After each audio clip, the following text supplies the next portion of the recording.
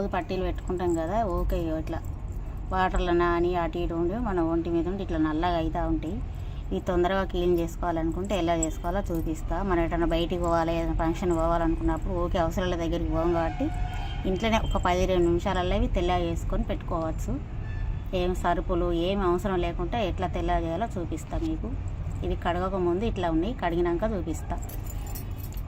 ఇట్లా కొంచెం చింతపండు వేసుకొని ఇవి నానబెట్టుకొని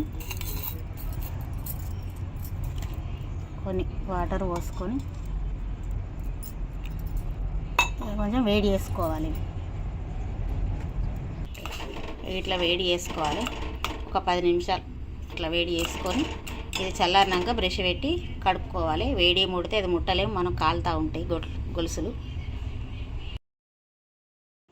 ఇట్లా వేడైనాక తీసి కింద పెట్టుకోవాలి పటకారతోటి. వెంటనే వేడి ముట్టద్దు, అవి కూడా గజ్జలు వేడెక్కి మనం ముట్టంగానే కాలుతాయి.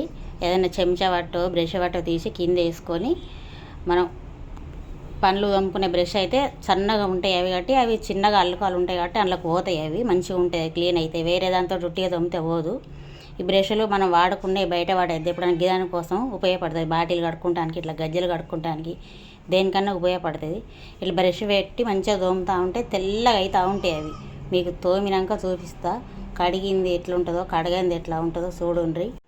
ఎప్పుడైనా అనుకోకుండా ఫంక్షన్ వచ్చినప్పుడు ఇట్లా 5 నిమిషాలు వేడి చేసుకొని మంచిగా తోముకుంటే మంచిగా ఉపయోగపడతాయి. ఎప్పటికీ అవసరాల దగ్గరికి పోలేం కాబట్టి పోయిన వాళ్ళు మనకు ఉండరు, దొరకరు.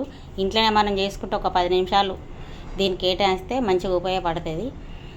పెళ్ళిళ్ళకు, పేరంటాలకు, ఎప్పుడైనా మనం నల్లగైనా ఇంట్లో ఉన్నప్పుడు కూడా నల్లగా ఉంటే పెట్టుకోబుద్ది కాబట్టి తోముకొని పెట్టుకోవచ్చు. అప్పటికప్పుడు తోముకొని పెట్టుకుంటే కొన్ని నీళ్ళు పోసుకొని కడుక్కోవాలి. మళ్ళీ వైట్ నీళ్ళు పోసి మంచిగా శుభ్రంగా ఉంటుంది. అలా దారాలు అవి ఇరుకకుంటూ ఉంటాయి. మళ్ళీ మనం చింతపండు కాబట్టి మళ్ళీ మంచిగా తెల్లటి నీళ్ళతోటి కడుక్కోవాలి.